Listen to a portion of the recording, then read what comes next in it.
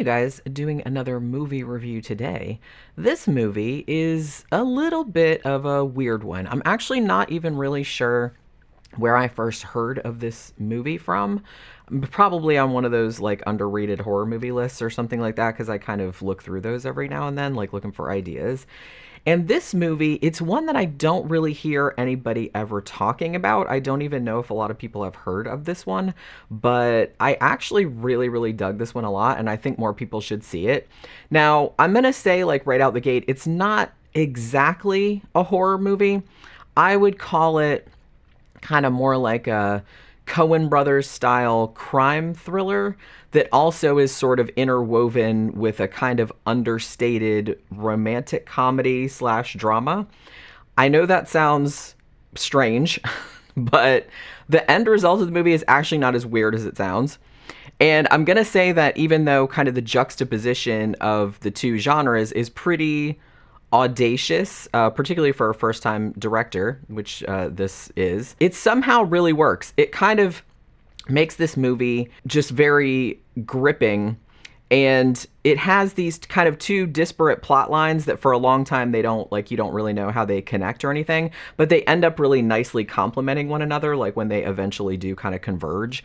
And I'm gonna say, if you're looking for some real like fucking nail-biting suspense, then this movie has that in spades. So this movie came out in 2015, and it's called Uncle John. Now, this was directed by Steven Piet, I think is how you pronounce his last name. He also directed the second season of the sci-fi series Channel Zero, which is very good. If you haven't seen it, it might be on Shudder at the moment. His season was called No End House. If you don't know, Channel Zero is basically each season is like based on a different like creepypasta. So he directed that one, and that one's really good. So this movie, it starts out, and I'm going to say, like, right out the gate, this discussion will have spoilers. So if you haven't seen this movie and, you know, you don't want to know what happens in it, then probably don't listen to the rest of the video. But if you have seen it, or you don't care, or you figure you'll see it, and by the time you see it, you forgot what I said about it anyway, which is usually what happens to me, so don't feel bad, then continue all you want. So this movie, Uncle John, it starts out by introducing us to the title character, Uncle John, who is this very stoic but also pretty friendly Wisconsin carpenter. Now, he's played by John Ashton, you know, veteran character actor.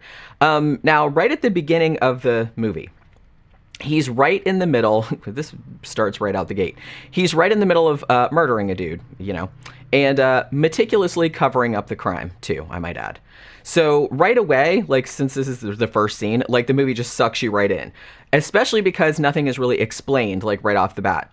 And since disposing of a body in a bonfire in broad daylight, which is what he's doing, you kind of see him doing that, and then, like, the next scene, he's kind of seen being real neighborly and, you know, this well-respected member of this small farming community where he lives, and he's sitting with his all, like, old dude buddies at the local cafe, and they're just, like, hanging out and shooting the shit or whatever. So you're watching it, and you're just like, what was that murder thing all about? Like, is this dude a serial killer or what? But before we get any definitive answers to that question, the movie seems to barrel off in a completely different direction. Now we're in this kind of hip Chicago advertising firm filled with kind of scruffy millennials. So you have a graphic designer named Ben. He's played by Alex Moffat. And he's being introduced to his new manager, who's this beautiful young woman named Kate, who's played by Jenna Lang, or Lang. I'm not really sure how you pronounce her last name. So he's obviously, like, really, you know, attracted to her immediately. So they have kind of like some sweet and genuine, like, banter back and forth, and there are hints that some romance may be developing between these two, you know, pretty appealing characters, like, in the very near future. And then we're back to the murder in Lodi, Wisconsin, where we learn that the man that Uncle John murdered was named Dutch, and that he wasn't a particularly popular dude around town. Let's put it that way.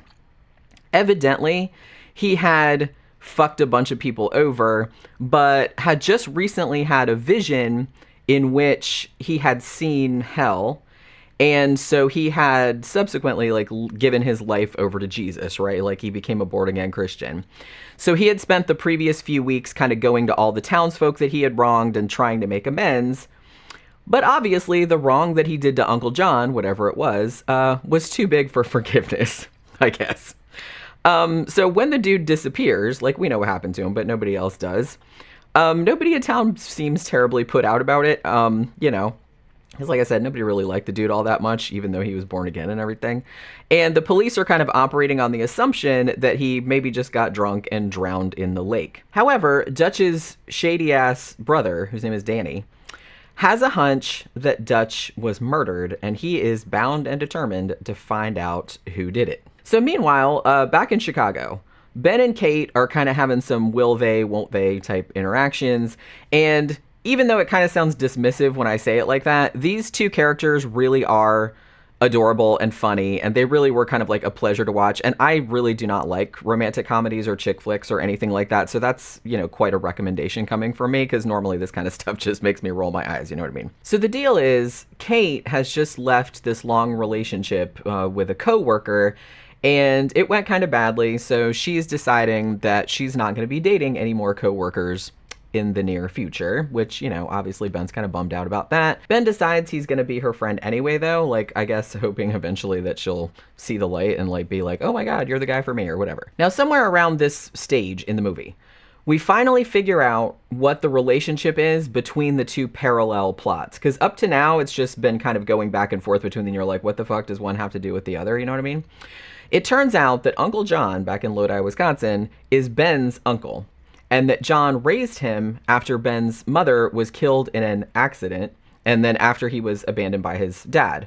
So Ben pretty much has nothing but praise for Uncle John. I mean, he clearly loves him and admires him a great deal, because he was pretty much like his father figure, you know what I mean? So back in Lodi, the search for the missing Dutch continues. And Danny, his brother, is getting more and more suspicious, particularly of John. Although John just basically keeps his little Midwestern affability intact.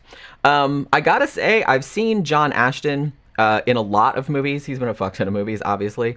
But I think this might be my favorite role of his that I've seen. He's just so good as this quiet, friendly, small town guy who decides he's basically just gonna, like, take care of business, like, just on the down low. And he's, like, the last person that anyone would suspect of doing such a thing, you know what I mean? But then, like, when he does do it, it's not completely unbelievable, you know what I mean? So it's, like, I feel like it would be, like, a difficult line for an actor to walk, but he does it, like, really, really well. And that's kind of the great thing about this movie, is that despite the fact that that Uncle John is a murderer, and you can't super justify, like, what he did to the dude, you know what I mean? But you still can't help but, like, love the guy and kind of defend his actions, especially when you learn later on in the movie that John actually killed Dutch because Dutch had been having an affair with his sister, who was Ben's mother, and had treated her just, like, atrociously, and that him leaving her actually, like, prompted her to commit suicide. So back in Chicago, Ben and Kate are working some kind of, like, weekend overtime together at the office, and then they decide they want to break for coffee and donuts, as you do. Now, they initially planned to go somewhere kind of nearby, but then Ben says, I've never had any donuts as good as the ones in my hometown, which is Lodi, Wisconsin.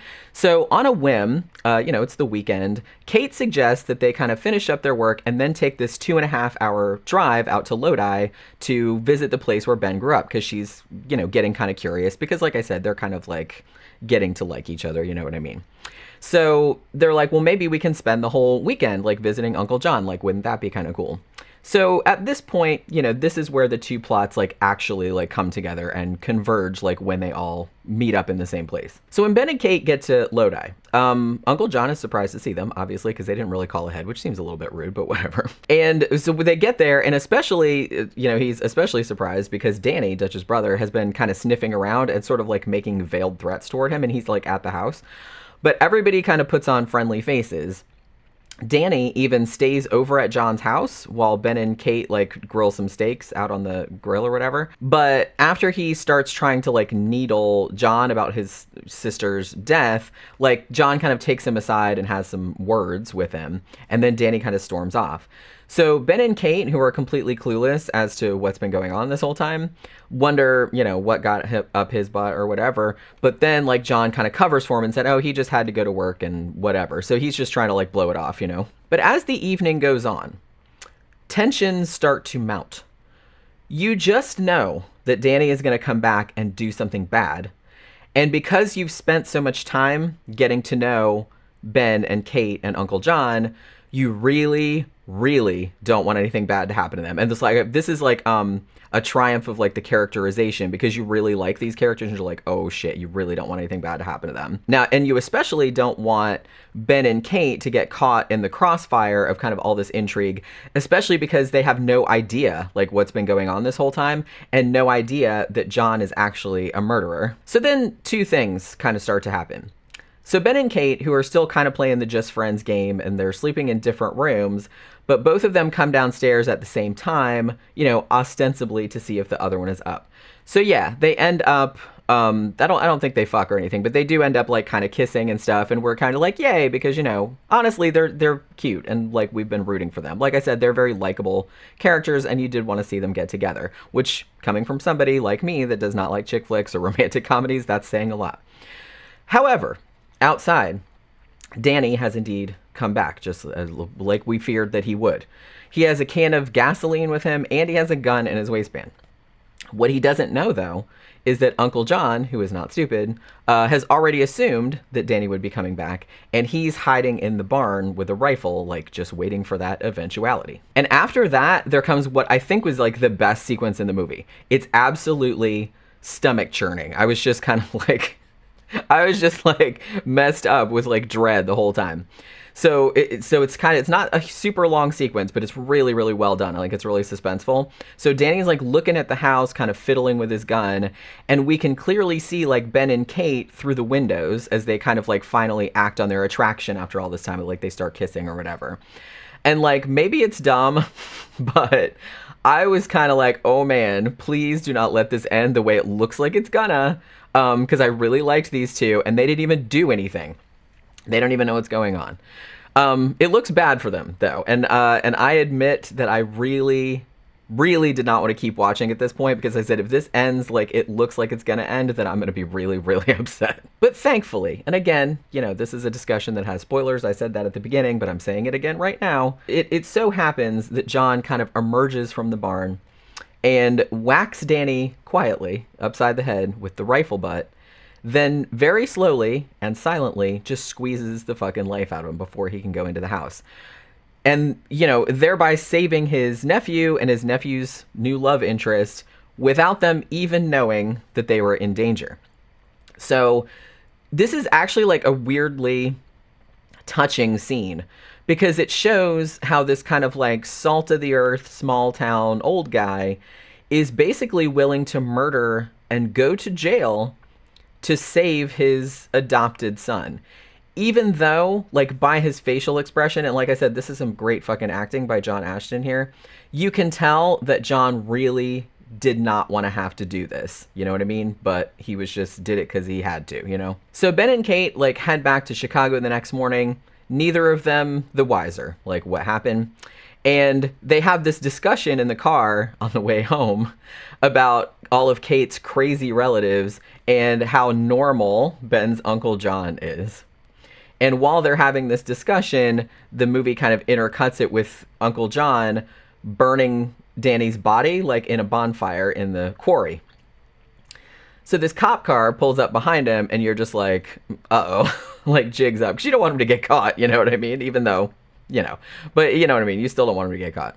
But really, the cop is just there to tell John, oh, hey, just FYI, now Danny's missing, and you might want to watch out for yourself, because Danny was going around town thinking that somebody murdered his brother, and, you know, he might be dangerous, so you might want to look out for him or whatever, you know, irony. So John skates, but we don't know for how long. Like, will he get caught eventually? Will he get away with it? We don't really know. So as I said before, because for a large percentage of the movie, it's kind of going back and forth between what seems like two completely different genres. You have kind of like a hard-boiled crime thriller kind of thing. Not hard-boiled, I guess, but it's kind of like a rural crime thriller type situation, like a Coen Brothers movie, but not funny.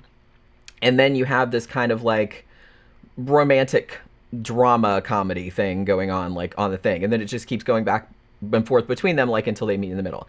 So it sounds like on paper, it sounds like it shouldn't really work, but it totally, totally does. So like the two plots, while they're completely different, like on the surface, actually kind of complement and comment on one another in a whole bunch of different ways. Amid the film's themes, I think, are how little you actually know about maybe like the dark sides of those that you love, and how parents, whether biological or otherwise, will basically sacrifice everything to keep their children from harm, even if that means covering up a murder or two, So as I mentioned, not exactly a horror movie. It does have some kind of horror elements to it, but it's more kind of like a crime thriller. But it's fantastic. It's like really, really suspenseful. Had some really, really good acting performances in it. And the third act just kind of had me perched on the edge of my fucking chair and so anxious that I almost didn't want to finish it, you know what I mean? Because I liked the characters. The buildup of the characters had been so good that I was really invested in them, and I was just like, and I was like, oh my god, if something bad happens to him, I'm gonna like fucking scream, you know what I mean? Like I was gonna get really upset. But they managed that really well.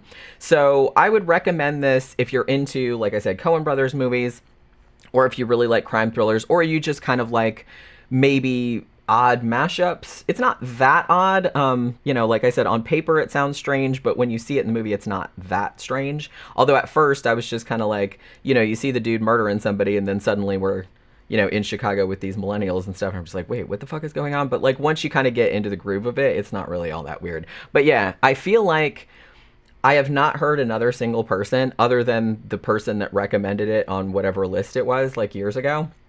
I really never hear anybody talking about this, and it's really kind of a shame because I really, really liked this movie a lot, and I think that more people should see it. I don't actually even know where it's streaming at the moment. I think I watched it on maybe Hulu, but it was a while back, so I don't know if it's still on there or not, but maybe you can find it someplace. I'm not really sure, because more people should see it, because I think it's really good. That will do it for Flickers of Fear. Hope you guys enjoyed it. Please remember to like, share, subscribe, comment, and all of that good stuff, and I will see you guys again on the next one. Bye.